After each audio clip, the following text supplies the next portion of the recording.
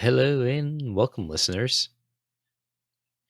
I'm Silver here. This is not a normally normal episode, more of a filler episode. We are joined today by Bird. Hello. We're kind of doing create your own stories about monsters. Of course, we don't know what it's going to be. It's going to be randomly generated, and it'll give us some time to make them. Yes. We won't be right here the same day. Maybe later we'll do a improv session. Yeah. I'd pay to see that. You just looked at me like, no improv. I would just love to see any one of us do improv. That's it. All right, let's get ready to roll. Okay, so what we're doing is we will be randomly assigned a genre, such as comedy, action, crime, mystery, speculative fiction, fantasy, that type of dealio. And like an age range for a book, so you might have to write a children's book Okay. or like a children's esque vibe M to is it. for Mothman. Yes. Counting with the count. I feel like that might get us into some licensing. How many arms does a kraken have? And then we will randomly roll for a monster, one that we've covered so far, in case Yep. Bird wants to re-listen for some Yeah. monster info. Yep. I will be definitely doing some re-listening. Then there's extra credit. Oh, extra credit. You can opt in to roll for a second monster to join in the Okay. story. Okay. Like if you I get a will. love story, you might have to. Yeah. So I guess we got to do our first roll and then figure it out. Okay. I'm ready. I got my random number generator. Okay. Hopefully it lets me set, yeah, max them in. Okay. For your genre, Bird, Okay. you got a 6. A 6? Okay, what's 6? You're doing a horror story. Ooh, okay. All right, I can do that. Let me write this down real quick. Okay. For the age range of your story, we are going to do adult. Adult. Yep. Okay. I can do that. And for the monster, The drum roll, please.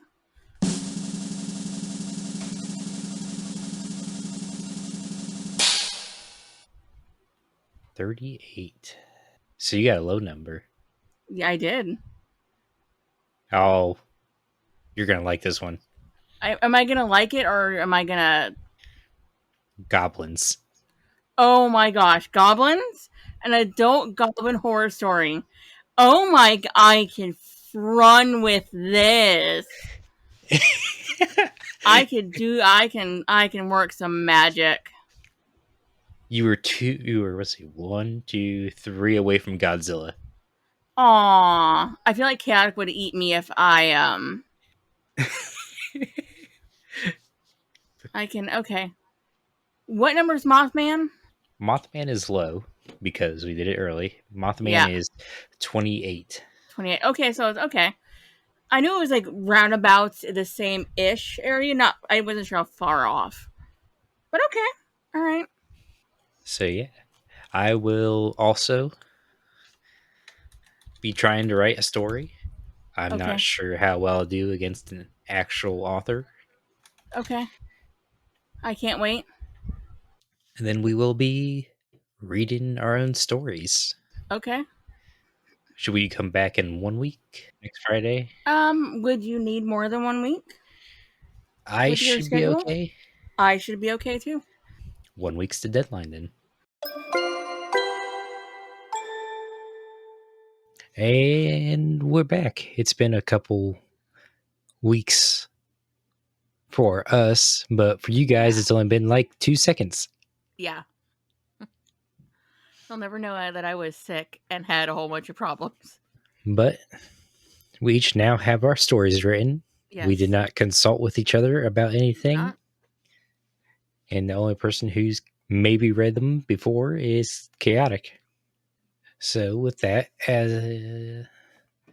would you like to tell your story first, Bird? Or do you want me to? Yeah, I can read it. You just, edit out all my coughing and ums. Yeah, Okay, let me actually make my font a little bigger so it's easier to read, because I'm old. and then mine's at 11. That's way too small. That was what mine was at. The Twisted Tavern was dark, lit only by the dying embers in the hearth, casting flickering shadows that seemed to writhe along the cracked wooden walls. Shank's vision swam from the effects of the strong milk she guzzled, making the room feel like it was alive, pulsing with every beat of her heart. She leaned unsteadily against the warped doorframe, listening to the echoing footsteps that grew heavier and slower, each thud rattling her bones. She grinned, hoping that it was Tori coming back from her latest heist. But part of her felt as if there was something brushing along her skin. But part of her felt as there was something brushing along her green skin, sweeping in her hair like a caress. A dark, hulking shadow appeared in the doorway, silhouetted by the fog swirling through the night outside. Tori stepped in the room, a glint of something dangerous and feral in her eye. She was back, but her usual mischievous grin looked sharper, almost sinister in the low light. Tori! Shanks slurred with a hazy grin, stumbling over her own feet as she held a half-opened, filthy burlap bag. She stumbled, nearly falling, and Tori's hand shot out to steady her, though she didn't relax. There was a strange energy between them, an undercurrent of tension that made the air feel thick and heavy. Do I even want to know, Shank? Tori's voice was rough, a skeptical edge cutting through her usual warmth. Her eyes shifted over Shank, taking her in her disheveled state and the way her fingers trembled around the bag. The bag hit the bar with a dull thud, a sound that seemed to echo too long, filling the room with a sense of dread. With a crooked grin, Shank pulled out a rose-shaped object from the depths of the bag. The rose wasn't a soft, delicate carving. It was black, twisted, and thorned, as if sculpted in the depths of a nightmare. A dark liquid seemed to ooze from its petals, thick and sticky, smelling faintly of something. Shank could hardly keep her eyes open, and yet she giggled, pressing it into Tori's rough hands. "Isn't it beautiful?" she whispered, her voice trailing off. "We'll make it ours." Tori felt an unnatural cold seep from the carved rose in her skin, as if it were drawing something from her, feeding off her warmth. She tried to pull her hand back, but her fingers wouldn't let go. The shadows in the room seemed to shift, drawn to the rose, their movements becoming erratic like hungry animals scenting blood. Shank swayed closer, her glassy eyes fixed on the carved rose, but something had changed in her gaze. The playful gleam was gone, replaced by a dark, hollow hunger that made Tori's blood run cold. She realized far too late that Shank had just come across the rose. Something had led her to it. Something that was now settling between them, begging to be discovered in the silence. "Oh, we're going to have some fun tonight," Shank whispered, her voice low, filled with longing as her head dropped to Tori's shoulder, her laughter echoing like the rattling of dead leaves on the wind. And if you know anything about the campaign of D&D that we did, you know that Shank and Tori have a knack for finding intimate objects that later to come Yeah. back to bite them on the ass. And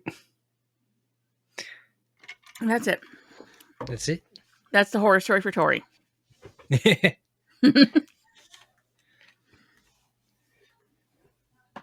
Precious, anybody else doesn't know, Shank is Bird's character, Yes. who is a goblin.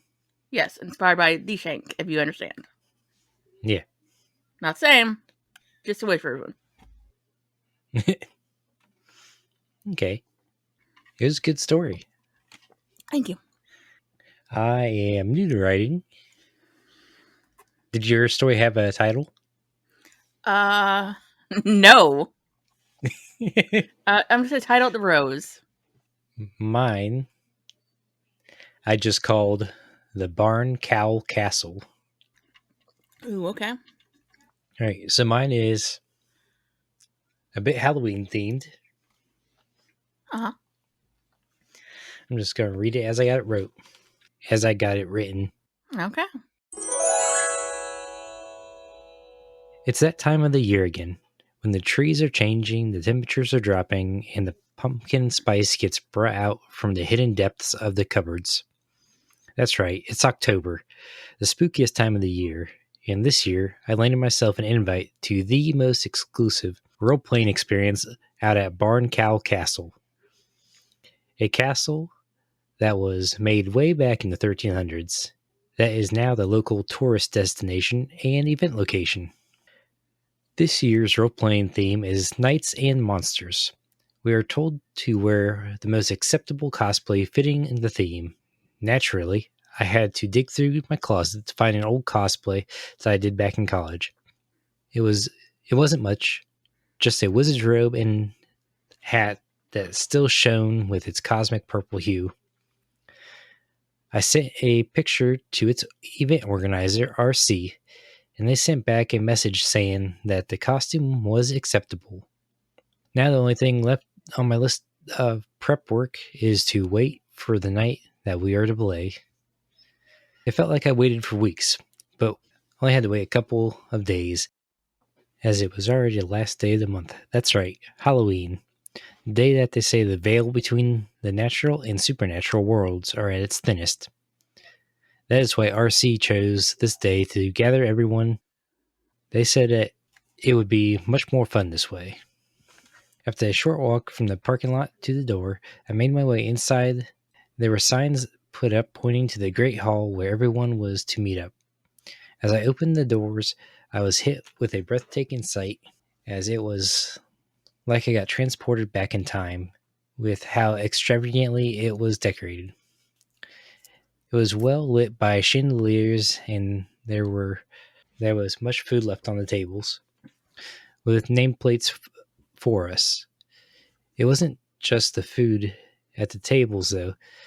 There was also other guests, all dressed in different costumes, from what I could tell. I was the only wizard.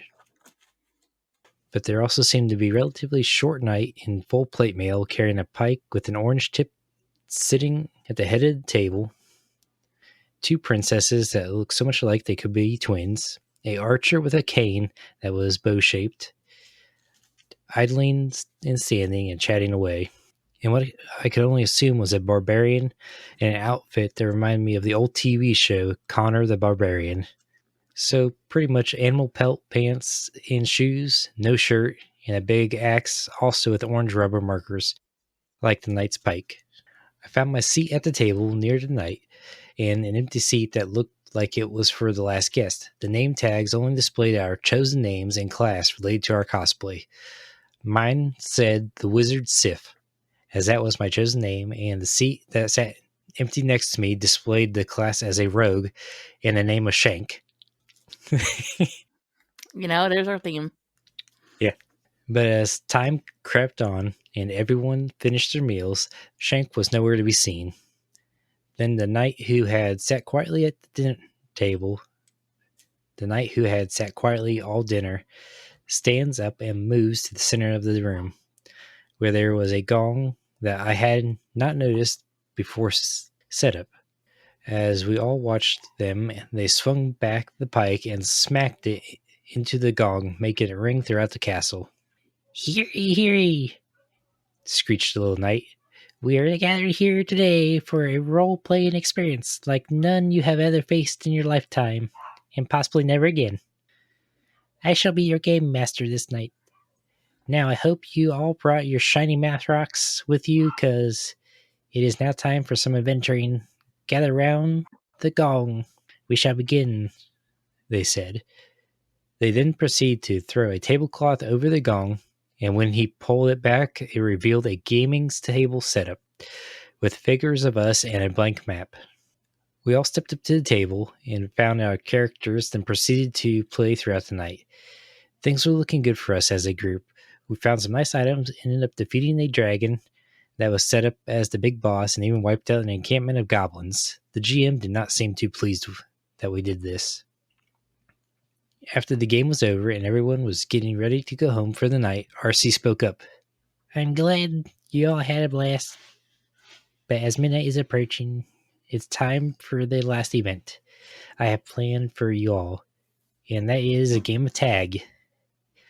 You see, you all might have defeated my goblins in game before, but you did miss one.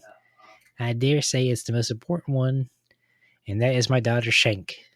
You see, the goal of this game is to make it outside before me or Shank catches you. If we catch you, well, you're out. We all looked at them with confused eyes, and then suddenly they screeched, "Let's begin!" All of a sudden, a whirl of black and green comes spinning down from the rafters and lands on one of the twin princesses, making her crumble to the floor with a thud. Shank was roughly the same height as RC, but she was not wearing the same armor as him. Just iron boots, and she possessed 2 daggers in her hands. They had no orange protectors on them. She then plunged them into the other princess's chest. "Two down," she shrieked. As I sat there stunned after witnessing the murder of these 2 women, the barbarian grabbed his axe firmly and gave it a swing at Shank, who gleefully dodged it, spouting off some sort of nonsense about that not being fair of him being twice her size. To be honest, it was a close fight. Shank was adept at dodging, and he seemed to know how to use the axe well. Then suddenly, the barbarian threw his axe, hitting her in the head. He managed to grab her like a toddler throwing a tantrum, making her drop her knives. As they both sat there panting out of breath, Shank smirked a sinister grin and said, "You do remember the rules, don't you?" Then suddenly a pike burst from the barbarian's chest as RC had removed his orange cover of it off of it and promptly shoved it through the barbarian's back, saying that the game was over if either of them caught him. This explosion of gore shocked me back to my senses, and I proceeded to make a dash for it. The archer must have snapped out of it before me because he was already halfway down the hall, still using his cane bow to scoot as fast as he could. A couple of seconds later, I heard a clink, clink, clink of their iron shoes coming down the hall after me. And as I was about to reach the archer, RC's pike flew past me, pinning itself and the poor old archer to a suit of armor that had been there for decoration, making him hang there slumped down. But I was nearly to the door. I had not slowed down as the adrenaline had kept my legs moving, more than they had in the last couple of years. As I reached the door and put my hand against it to leave, my heart sank. The door was locked from the outside. As I prepared myself for battle by grabbing a shield and sword from one of the decorative knights, all I seen was RC slowly pulling his pike from the archer, then walking slowly down the hall, removing his helmet to reveal an ugly scarred green face with long ears and a bright red cap. He then proceeded to wipe the pike off with his cap, is seemingly absorbing the blood off his pike like a sponge, making it glow slightly a brighter red. "Well done," RC said as he approached. "You would have made it out if the guards would have left the doors unlocked like I told them to. But you know, hard to hire good help these days, especially through email. So technically, you win. But unfortunately for you, you're still inside, and my daughter seemed to have taken a liking to you." Then I hear a noise above me. As I look up, and all I see is the sole of an iron shoe and then darkness. Funny enough, I began to awaken again. I really thought that was the last sight I'd see the face of the scarred RC and the iron soul of Shank. As I opened my eyes and started to look around, everyone was piled on the dining table. RC had his hat once again and was soaking up the blood of everyone, and Shank stood there and had my wizard's hat in her hands. As she proceeded to place it on her head, it gave off a faint glow. Then she followed RC's example, and the hat began to drink the blood, giving it a mix of cosmic purple and red shine. The clock struck midnight, and a old bell chimed in the room, making me jump. Well, I would have jumped if I was not tied up with rope. Then a shimmer of green and blue appeared in the doorway where a door would have been. RC says, with a hint of sadness, "Well, it looks like our time is up for the year. Let's get going." They make their way to the portal and cross through it. It seems like an eternity waiting, and then the portal begins to shrink. I made it. I made it through this hellish mess. I'm alive somehow. As I close my eyes and begin to relax, then suddenly There's a pull on my ropes. I open my eyes again, and there I see Shank, who had come back through the portal. I almost forgot, you're mine, as she then dragged me back through the portal, her iron shoes clanking gleefully. You know, you gotta watch out for goblins named Shank. That's all I gotta say. So we both took our D&D route of your character Shank. Yeah, we did.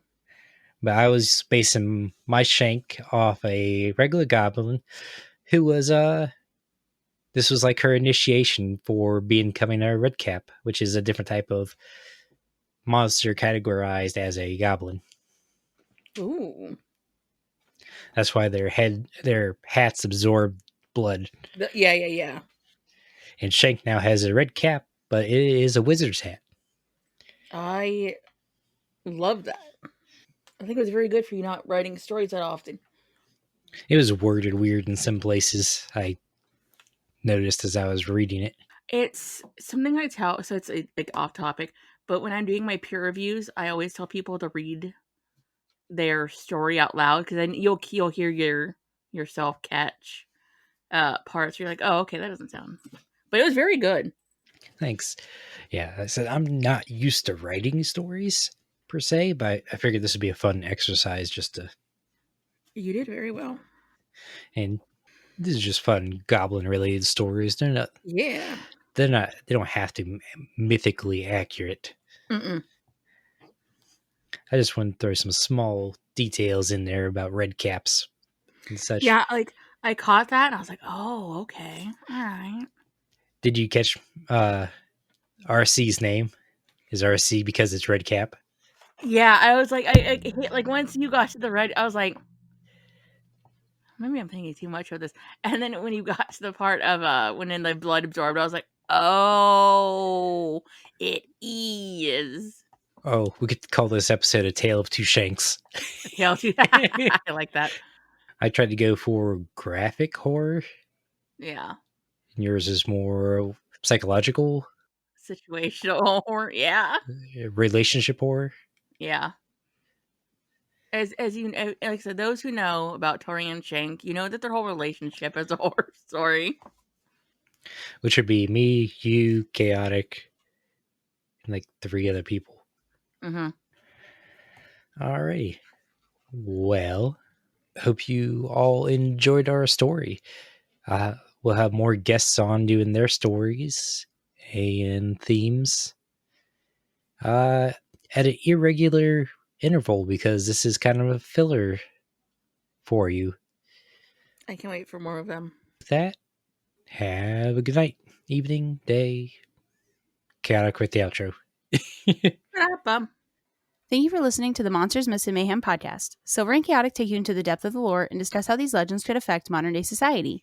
You can find us on Apple Podcasts, Spotify, iHeartRadio, or almost any podcast service easiest to you. Dive into the depths of chaos with us every Wednesday, bar Silver and Chaotic not missing their scheduling, and consider joining the podcast Discord or Twitter following even more insider looks and even some D&D sessions. If you'd like some extra special inside looks or even want to be a guest on the show, consider helping us via Patreon. Your help makes such a big difference to us both. Until next time, Mythics, you never know what kind of mayhem we might get into.